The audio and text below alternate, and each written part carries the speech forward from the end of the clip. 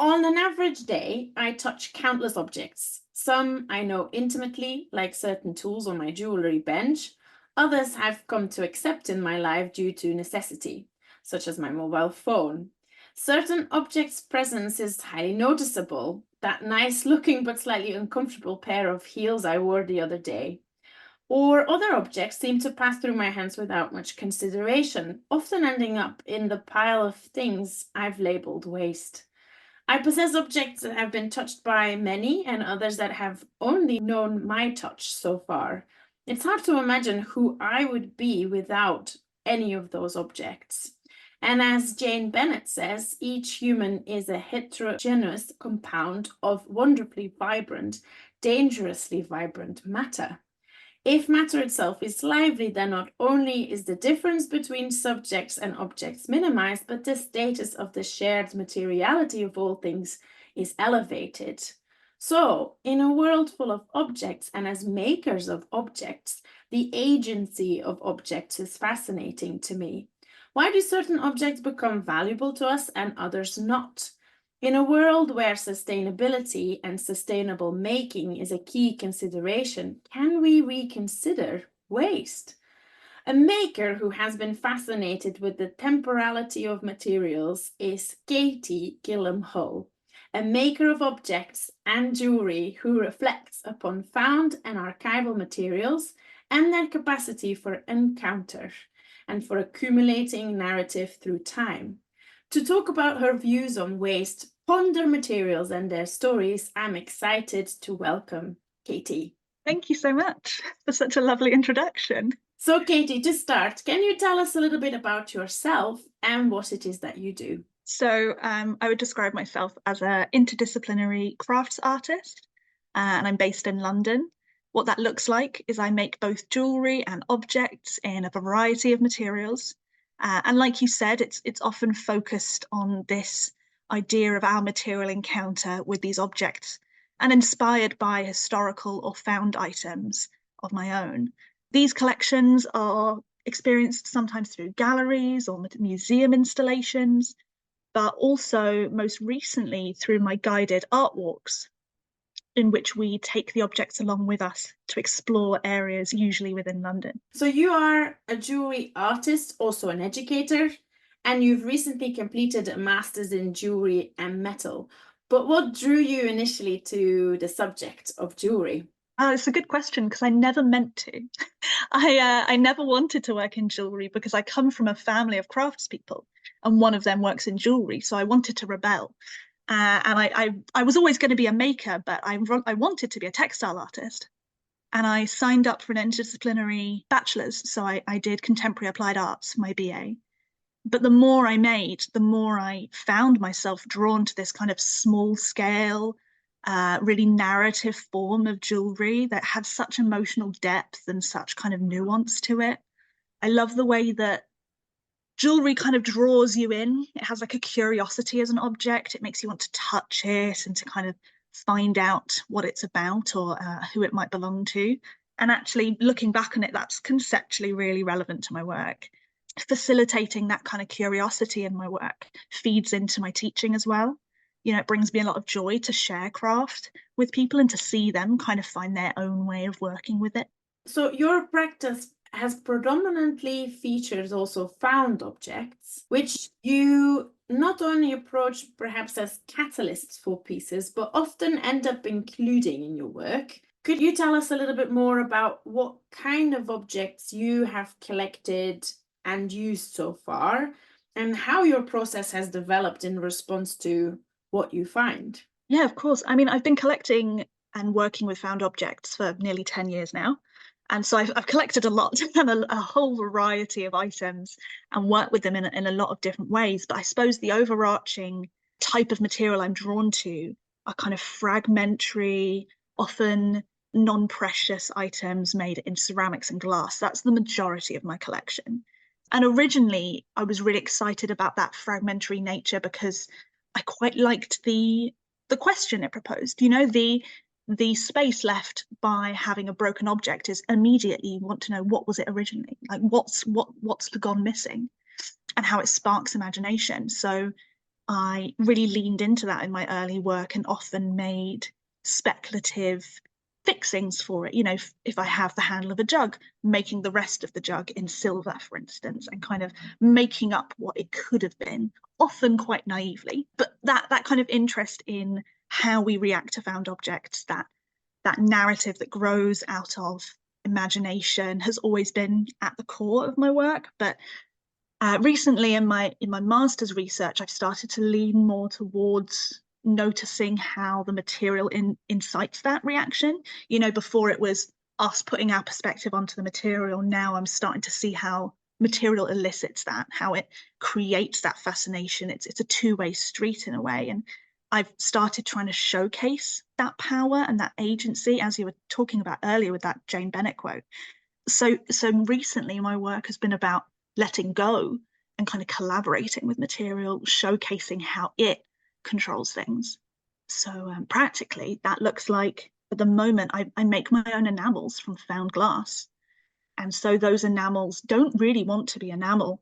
Anyone who's worked with enamel can tell you how fickle it can be as a material, but particularly home ground ones. So I actually create these silver structures and designs, and applying the enamel, it starts to kind of rupture and disrupt my silver designs and drag it in the process of enameling. And that's what's been showcasing that kind of material strength in my work most recently. So yeah, it's grown quite a lot over time, but it's really exciting to see how it's always been interested in the same thing. It's always been kind of rooted to fascination with material.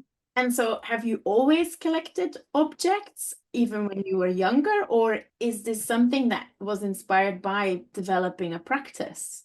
I think I've always collected. I mean, lots of makers and craftspeople are very obsessed with beachcombing, aren't they? I mean, it's a very curious nature that I think a lot of creators have.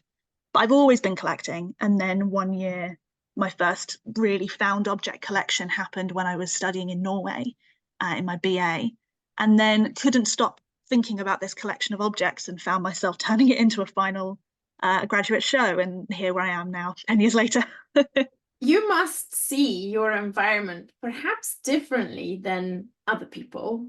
And you have previously also mentioned that you've organized walks for others to join you in exploring locations. Could you tell us a little bit more about how you look at things, what you see, and what you try to achieve, perhaps elicit in these walks that you organize? I mean, as I said before, I've always loved exploring and that curiosity of beachcombing and collecting. And so I also wanted to kind of share that feeling and to share this perspective of discovery. In particular, I quite like noticing small details that might be overlooked or being drawn closer to take a second look at things. So in the city, particularly in London, you'll notice a lot of kind of layers of architecture or surface design throughout the city, things that like old signs, kind of palimpsests of time, and things that really you might not notice day to day. So being able to showcase that to people and to point things out, it feels quite adventurous, quite fun.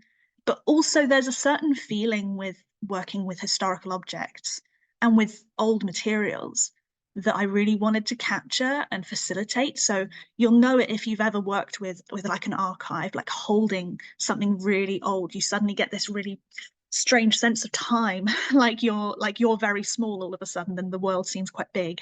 You get that as well with like big old standing stones or old buildings. And I really love that feeling, and I wanted to create that. So doing these walks, we can start taking objects that I've made out with us into the city in a way that I never really get to do before. You know, in a gallery space, you can't have that interaction. And it's a little bit of a different kind of accessibility and engagement than I've ever had before. And I really love the opportunity it gives me to meet the viewer as well. I've had stockists in the past and put my work in galleries, and I love it and I love working with them, but not meeting the people who buy my jewellery feels really odd. So instead, taking my jewellery on a walk with people and chatting and reflecting on the space, I know it feels like a really exciting way to share my work. If you want to hear a bit about my most recent walk, the piece I developed in the last year or so has been inspired by this glass Roman bead workshop in the City of London on Gresham Street, if you know it. And I started kind of speculating as to what if beads just kept coming back, just as you get things washed up by the tides, like what if time washed up beads to this space? And if they did, what story would they tell? So I started making glass beads and making them out of found glass from the area. And as we explore the area, we reveal a bead from these gorgeous little boxes that I put them in, and we start opening them up and sharing them, and they spark stories of place and time and material. Yeah, it's so different to the normal jewelry I made before, and that's where my research is going. Actually, I'm loving it. I mean, I heard you mention the term palimpsest. Would you mind sharing what that means in your practice? Yeah, I mean, originally palimpsests are kind of where you can see writing coming through from like previous documents, or you'll see that on like canvases and paintings. So quite a lot of the time people think of it as like a surface level thing from literature, but actually I think it's quite extended now, and I really like opening up this idea of the palimpsestic nature of the city, but also of like the layers of narrative in an object. The way I can take a piece of glass that maybe was an 18th century item, and now I can melt it down and make something new out of it, and knowing that it can keep doing that, that it can keep having layers and layers of narrative to them, and you can kind of start seeing echoes of that through it. It's and that can then be made into a bead that feels like it's echoing back to Roman times. It's for me a kind of echoing through material, which I really enjoy. In terms of that approach, it's quite different to the ideas we have about recycling. Oh yeah. Where you strip the nature of perhaps what is there and try and bring it back as close as possible to a virgin material. Could you share a little bit about that? What the benefits are of keeping these stories coming through? Yeah, of course. That's actually really interesting that you brought that up, because it bothers me a lot that I will try and explain some of my work and say, well, I melted this glass down, and they go, oh, so you're recycling. I'm like, well, on a very technical level, I have recycled some material, but it's so much more than that. I've spent so much time researching and getting to know these objects, and I've lovingly and kind of carefully reimagined and reworked them, and it's a lot more expansive than that. And I think when we reduce it down and strip it down to, I can make a raw material and it can be anything, and it doesn't matter, you start to lose that connection with material, and that's quite scary to me. And I suppose what's scary is the way recycling is a very easy throwaway term. We're like, oh, it's recycled. And actually, we don't really have much connection with the way we recycle. It seems like this kind of convenient green bin we can put our items in and kind of forget they exist, this object impermanence where we don't really care how they're processed or what that might look like environmentally, but also emotionally. It speaks of a lack of connection to material that is not the point in this project, but also kind of concerns me on a greater scale. Not to say we shouldn't be recycling, but maybe be thinking about what that means on a larger scale. Yeah, definitely. And so just a follow-on question from your works, now, how do people respond? Like, how do they react to being introduced to the work in that format? So it's really, really differs. So I've taken lots of groups ranging up to like 15 people at a time. So you really don't know what you're going to get. And some people really get into it, and they start noticing things too. And I love that. We're going on a walk and they've seen something that I've never seen on that road, and they found something, and I start adding that to the next walk, and I feel like they're contributing and collaborating, and they really get on board. And then other people, there's a lot of kind of, hopefully, a kind of playful and kind of childish appreciation of exploring again. Like, it's not often you get to do that kind of thing, and I didn't want it to feel like a history walk, like a guided tour where you stand and you listen to someone tell you a story that you might drift off because it gets boring and you're not being really engaged. By putting objects in people's hands, and facilitating this kind of connection with the material, hopefully makes it come alive a lot more. So one of the things I do in my walk as well is, as we reveal beads, we slowly thread them onto a silver chain I made. And everyone gets to wear the bracelet, but you have to pass it on to the next person. And so you'll find yourself with a stranger trying to put a bead on their bracelet and kind of clasp it for them, because it's quite hard to clasp a bracelet on your own, especially a little bayonet clasp. And so you get strangers kind of meeting each other and having quite an intimate moment as they share and pass on this jewellery and connect with each other. At least that's what I hope I can keep doing. You've already given us a bit of an example, but could I ask for another example of an object that you found and incorporated into one of your pieces? What happened when you found the object? How much or how little did you know of its provenance and history, and what steps did you have to take to find out, or did you not want to find out at all? What about the object attracted you, and how did you go about deciding how you would incorporate it into a piece? One of the pieces I've used most recently, I actually found years ago. So I'll come back to the bead walk, just because that's what we were most recently talking about. So one of the items I found and used for that was a mudlarked item on the River Thames, and I probably found it in like 2017 or 2018. And it was this really exquisite wine glass stem. So not the full body of the glass, but just the stem and the flared out base.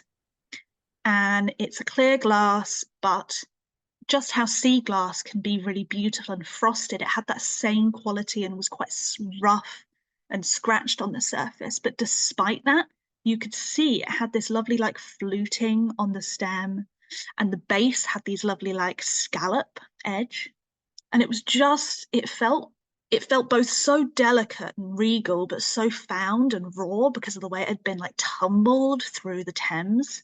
And I had to pick it up. I loved it. I loved that it had the bowl of the kind of body of the glass missing. And at the time, I wasn't working with anything like that, and it wasn't relevant to anything I was doing. I just had to pick it up. It was so delightful, and it still stood, if a little bit wonky. And I kept it. I kept it for years, until recently I was thinking about this area of London where beads are made, and kept thinking, okay, well, I want to work with glass, and I want to find a way to incorporate previous found objects. And I started kind of collecting, mudlarking my own collection, searching back through my own work. And this sparked a lot of interest for me because it felt like a really relatable object of a glass. And I wanted it to feel very relatable and kind of open up conversation around something that could have been used throughout time. So the way I worked with it was actually, I smashed it up and I melted it down, and I turned it into this bead using lampwork as a technique. And lots of grinding and polishing later have these really lovely glass beads which are clear, but they have all these bubbles and inclusions in because it's really poor quality glass. And what I liked about this is when I chose to work with it, I did want to find out when this glass was from, but I just couldn't. Like, it was so worn from the way it had been tumbled. Like, it was so sea glass, like you could barely identify it. And I actually quite like that. Like, I like letting go a little bit of historical accuracy and allowing space for imagination instead. So a lot of the way I approach found objects is like that. It's a bit of grounding in research, but a bit of room for spontaneity.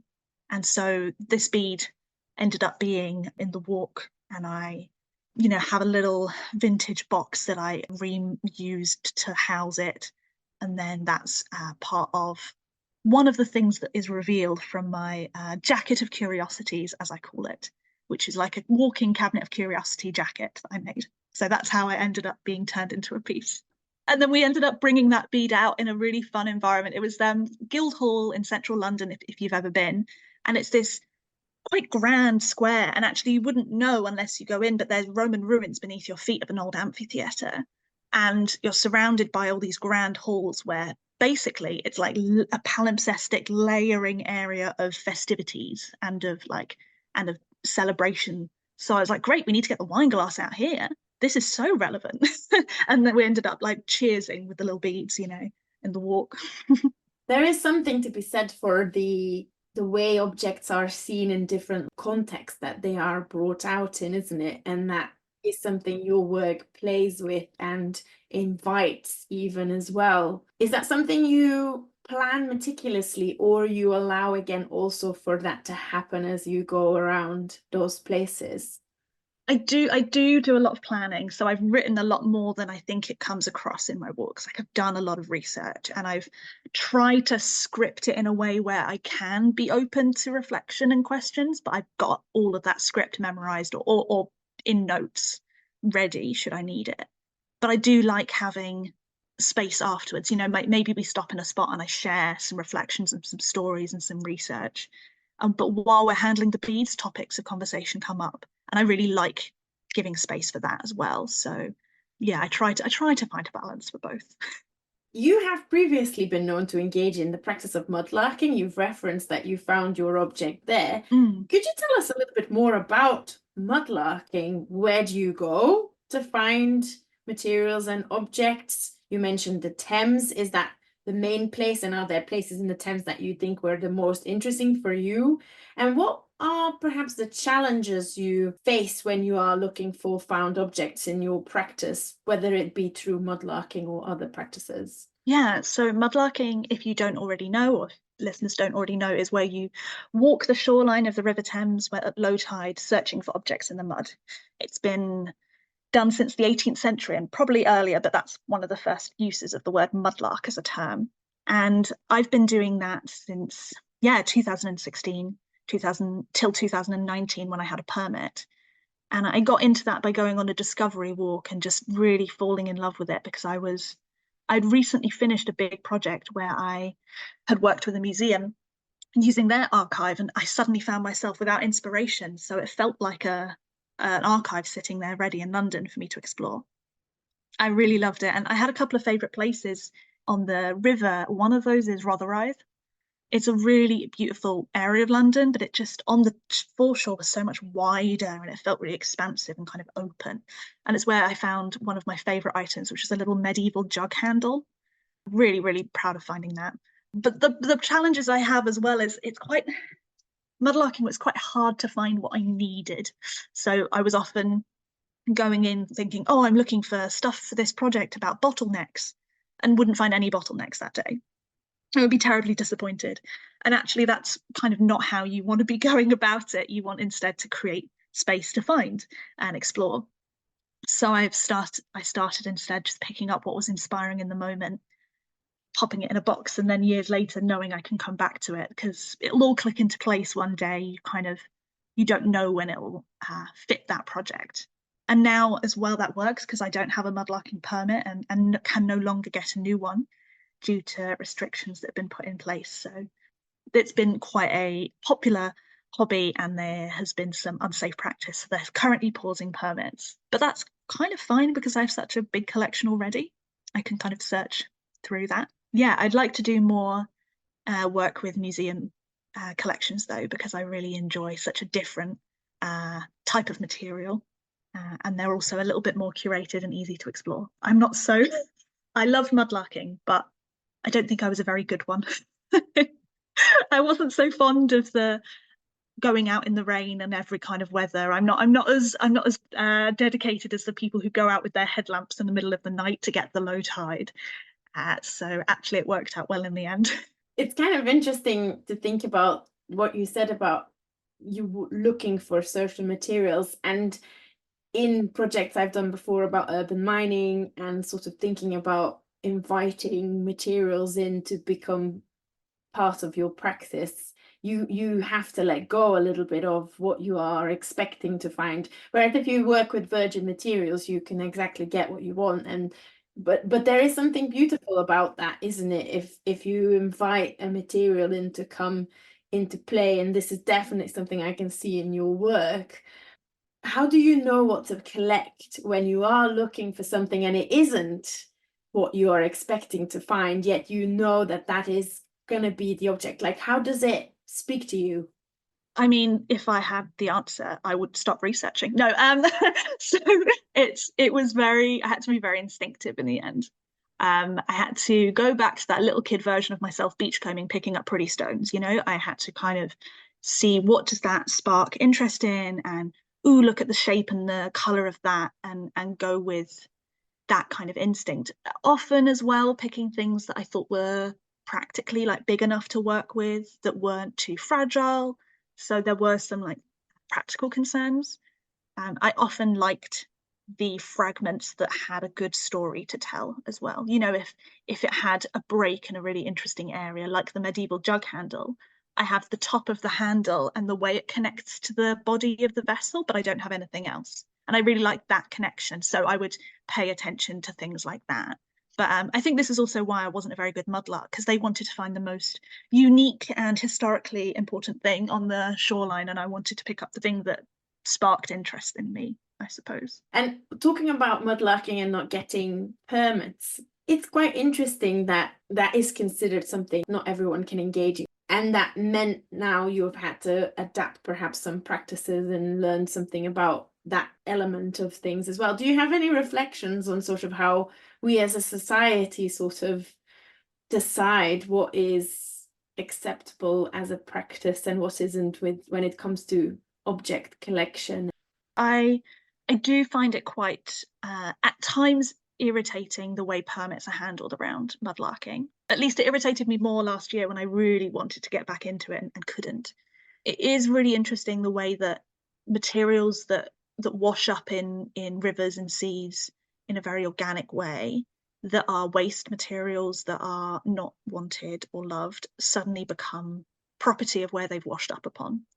And that the people who own that place can then control it. And I do understand some of the logistical and legal elements of that, but it feels quite odd that it feels like the contents of the river in a way should belong to the city, you know, and that does sometimes bother me, but I also completely understand the way that they want to protect the environment. The foreshore itself is a historical and a kind of archaeological site, so it's been quite damaged by poor practice, and I've always wanted to, when I was mudlarking with my permit, always wanting to keep safe practice and really look after the local environment. So it's a really tricky one. I want it to be so much more accessible, and I want it to be that we can go beachcombing, but even some beaches are now being restricted from such like things like that too.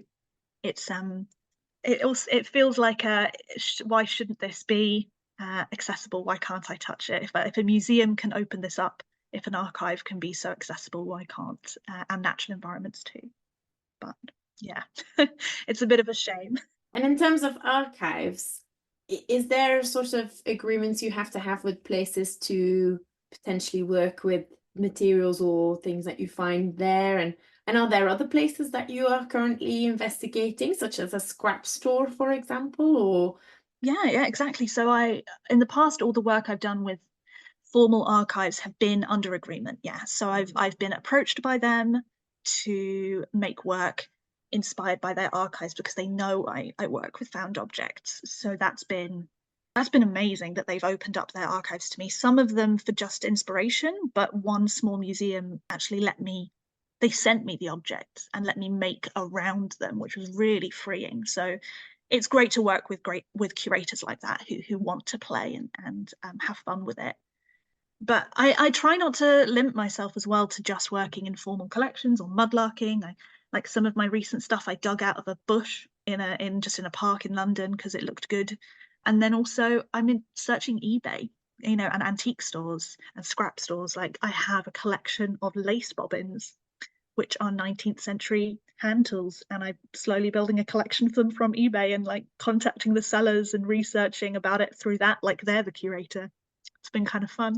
When we talk about collecting objects, there is, of course, a necessity to make space for those objects, and that has an impact on another level. Do you consider that when you're collecting objects in terms of size and how they can fit within your physical space?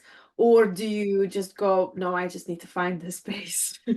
Sometimes, if it's worth it, I'll find the space, but I'm starting to fill up a big cabinet I have, and maybe I need to, but it's fine. I'll find more space. I'll get a bigger studio if I need to. No, often I would try to have a practice of only taking what I really, really felt strongly about. I wanted that to be. I didn't want to be one of these collectors, particularly in mudlarking, that felt like they were coming away with bin bags full and stripping the environment. So I would maybe collect a handful of things or a small bag, like sandwich bag full of things, and then see what can I put back. I would try to be selective, not just because of space, but environmental concerns. But now I might need to buy a new cabinet. That's fine. Talking about value, you see value and your work repositions what others would describe as waste. So I don't think you approach certain materials as waste. In a world where waste poses significant sustainability challenges, what are your thoughts on the definition of waste for the materials and objects you transform and use? Yeah, so that's interesting that you say that, that it seems like the things I choose I don't perceive as waste. And I suppose I both do and don't see them as that. Like the fact that they were once waste is what draws me to them. I think it's really interesting to notice what we throw away, because it tells us a lot about value systems, and it tells us a really interesting story. But I quite like then seeing the preciousness in it, removing this title of waste and kind of reimagining it. And particularly the materials I choose at the moment, they're not very valuable, and they never were, even when they were whole. But I think that they speak of this story of a kind of everyday person, particularly the everyday person in London, and they slowly build up, particularly across the city, as a kind of accidental memorial in a way. They what we don't care about paints a picture of us in a really interesting way. So yes, I really do like that it's waste, but I like not seeing that anymore, and kind of throwing that away and delving into the preciousness of it. Is there an activism element to this as well, where you want to sort of showcase the elements of this material or object, or that sort of go beyond the fact that it's broken or it's lost its function? Is that something that's part of your practice, or is it not consciously part of your practice? I would say, yeah, not consciously. That's not something, although I've often played with destroying the function of a piece, or kind of disrupting it. I see that disruption more of a way to question things around value and value systems, because I work in jewellery. I quite like undercutting the convention of shiny, pretty stones and metals. Even though I do work with them sometimes, it's quite nice to question that. And there's narratives it starts to build as well, of like, by noticing waste, you start to pay attention to the unloved. By paying attention to the unloved, you start to look at narratives that maybe aren't talked about. So in my other research, I didn't work with any found objects at one point, purely in lockdown. And I actually just told the story of a rather kind of unloved and uncared for woman in history by just making her jewellery, and kind of thinking, okay, well, no one's talking about her, and we don't have any objects of hers that exist anymore, so maybe I should make her some. And that kind of care for and paying attention to the unloved, I think, opens a lot of interesting stories. And I think we're seeing that a lot in the way we tell history now, actually. You're seeing a lot of particularly more female perspectives on history and rewritings of historical or fictional narratives, which is really exciting. So I think it kind of lends itself more to that attitude. What we leave behind is often objects for family, for history. What we leave behind is genuinely one of my research questions last year. It's so fascinating to me, because there's this real hope in human nature to want to leave a mark, to have something to outlive you, and to like in a way that tells a story. And we're really good at protecting and collecting things we perceive to be important. I mean, look at all of our museums, look at our collections, particularly of kind of royal paraphernalia. But the things that survive history are often of a certain class of person. That's why I think it's really exciting to look at the waste sometimes. And that's what was mentioned in the previous podcast episode, I think, about urban mining. Archaeology is looking at waste and unpicking the narrative. And I think that's really fascinating too, of not paying attention to what we thought was important at the time, but to what we didn't notice. When you incorporate objects and materials in your work, their identity is reconfigured in a piece. Could you tell us a bit more about these ethical considerations around reusing found objects? How do you navigate questions around perhaps reappropriation as well? Recently, and actually mostly through my work, I tried to create with objects that are very close to me, both culturally and geographically. You know, these are ceramic and waste, glass waste. They're often mass-produced, low-value items in the last 200 years, and majoritively found in London, where I live, and my family has lived for generations. So they feel very close to me, and I've tried to keep that a little bit. But as I go forward and want to work more with more historical collections, I think it is really important to be self-aware of these questions, of like trying to make sure that we are aware of the narratives we're telling and perpetuating, paying attention to sourcing, and how things have been acquired. I think there's some really amazing museums that are doing this well. I know last episode mentioned Pitt Rivers, and I love this museum, but a contender for my other favourite museum might be the Horniman in London. If you haven't heard of it, I cannot recommend it enough. They really know what they're doing. They have an extremely big collection with lots of contentious items, and yet they frame them and share them and work with them in such an open and generous way, connecting with the local communities and with a whole host of international research groups and museums. And I feel like they're taking a really exciting approach, and I always kind of look to them. So hope that future work of mine, I'd be able to work with similar collaborators and curators. I really love that. And kind of what we were talking about earlier comes into this as well, this ability to tell the stories that aren't being told, I think really comes in interest here. The way we can start to reclaim and rewrite historical narratives that are open to interpretation and that need to be reframed. So I do a lot of research at the moment into memorials and monuments as a kind of material remainder of what's left behind, you know, how we pass on legacy and how that makes up the material of the city and our architecture. And I think it's really interesting to notice that only a certain kind of person could afford such memorials. And they're usually for a certain kind of person with very little info about them as well. So I'm starting to, in one of my projects, kind of reclaim the plaque, and create an offering a community engagement project where people can make their own plaque, their own commemoration, and tell the stories they want to. And that's where some of my research is leading as well. I think it's fascinating to speculate as to what's been missed from our concept of history. I think this is where your walks are also very interesting. The fact that you invite an audience in to come for a walk with you, and yes, you've prepared sort of the things you want to discuss, but you're open. That hadn't occurred to me, but I do really like that element of my work, and I suppose one day I'd like to work with volunteers in a community or with a museum to write the walks, because I think, you know, I have my own narratives that I've come up with, but that's fine. You know, there's only so long people are going to want to listen to that, or so many times I might want to do it. Instead, I suppose coming back around to my teaching, I like facilitating other people's exploration. So I'd like to work towards being able to turn it into a model where I can share this format and facilitate and bolster their research and their exploration of their environment.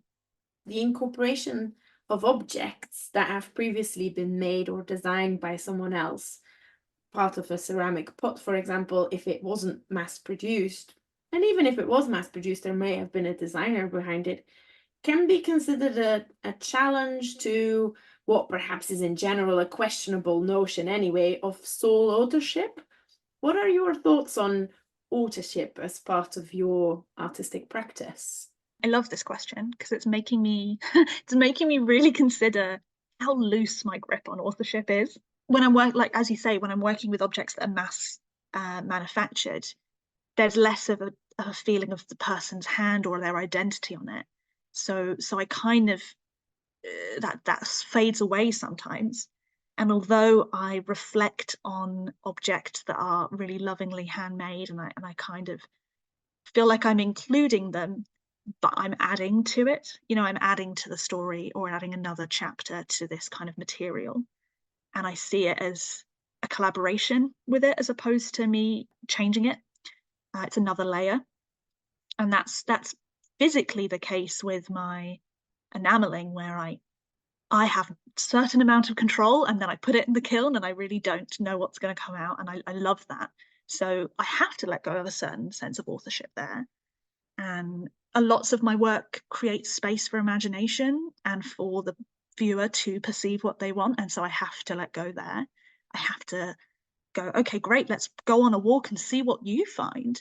And each walk will be different. You know, each guest will come up with a new thing or have a different conversation along the route that changes the experience. So I feel like I've set myself up for a career where I don't have sole authorship, and I never wanted it. I like that.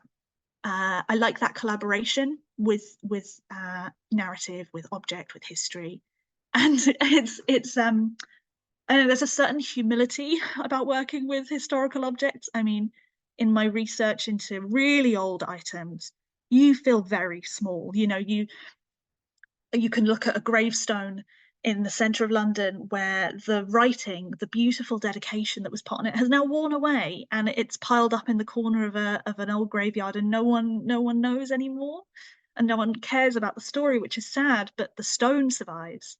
So in a way, I have to have the humility to know that I've made an item and that glass will outlive me, but my story might not continue, and I have to let go of that. So by accepting that interplay, you're hoping also that others have accepted that, and that will actually, if we all allow that to happen, then we free up the world for continuous reuse and reworking, which is much more sustainable way of continuing down the line than to continue making from scratch in a way. Yeah, it's also just a much more expansive way of looking at things. You know, to reduce objects and materials down to a single use or a single idea.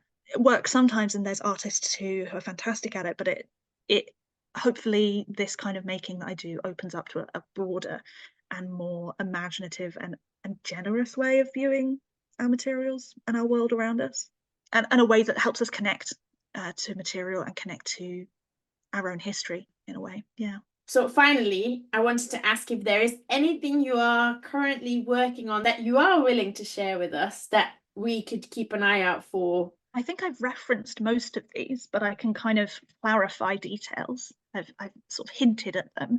So the Beads of Gresham Street Walk, which I've mentioned several times, I will be reprising this spring. So I had a certain amount of research that I could get done in my master's, but finals was a hectic time. So I have since discovered more info I want to add to the walk. So watch this space. I will be doing another walk, and they're all advertised on my website and Instagram and Eventbrite, things like that. So that I really can't wait to just delve a little bit deeper into. And I mentioned previously this fascination with the way the river feels like an archive to me, or it feels like a collection that's already formed of its own, a kind of accidental memorial of the city, of the everyday Londoner. And I'm through my research into that, I'm starting to develop a new walk, hopefully with a making element. We will see how that goes. And perhaps if you join me in the next year on that, you might make your own reflections along the way, maybe your own jewellery. I cannot guarantee anything because I'm still working on the logistics of that. And I mentioned some lace bobbins earlier in my eBay collections. And that's actually a whole other project looking at how we can connect with makers through time and by interacting with the tools, and this feeling I have as a maker often when I use heritage skills of suddenly feeling so close to someone hundreds of years ago who made in the same way. And that's what I felt with the bead project. So I'm working with these lace bobbins and collaborating with a composer to make an interdisciplinary piece that we want to be performed in Nottingham, where the lace market is, hopefully. And overall, yeah, I mean, my research, as we've been talking about today, it's really moving towards how we think about waste and starting to question, like, how have we perceived waste through time? And if I keep paying attention to this, if I keep digging deeper into that, the emotions, the practicalities, and the legality around waste, what does that start to tell me about our understanding of materials? And how is our sense of materiality changing and growing, and like, what does that mean in a climate emergency? Like, what does that mean for our future? And as a maker, what does that mean for us? So that's the beginning of where my big long-term research is going, but I have these little projects going on in the meantime too. Objects and materials can spark curiosity, stimulate debates, and contain both human and non-human stories worth exploring and sharing. In a world full of objects, however, we sometimes lose our respect for them, ignore their agency, and regretfully look the other way when it comes to the impact of overproduction and consumption. As makers today, can we reframe the value of objects? Can we see opportunities in waste? So for taking us on a journey through her practice and research, exploring themes of memorial, heirloom, monument most recently, and the anthropocentric flaws and naivety of these, as she says herself, and for joining me today for this really valuable conversation. I want to thank you so much, Katy. Thank you so much too. It's been fantastic. Thank you so much for having me. Next month, I'll be joined by another guest, so watch this space to find out who it is. But for now, this was Sophie Boons for the BAJ podcast episode titled Reframing Waste with Katy Gillam-hull. Thank you for listening and have a wonderful day.